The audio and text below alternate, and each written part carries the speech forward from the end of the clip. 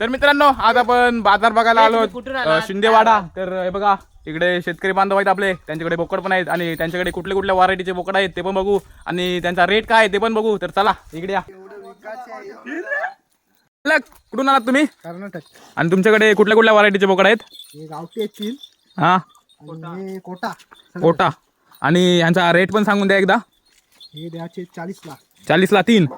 आणि हे 1,00,000 रुपयापर्यंत. लाख रुपयापर्यंत. आणि मित्रांनो बघू शकता यांच्याकडे 40ला 3 आहेत आणि हे आहेत ते म्हणतो ते 5 आहेत, एकूण लाख रुपयाला 5 आहेत. मालक कुठून आलो तुम्ही? आम्ही आलो साताऱ्याशी. आज कुठले कुठल्या प्रकारचे बोकड आहेत? हा म्हैसूर हा कर्नाटकी. आणि यांचा रेट काय आहे?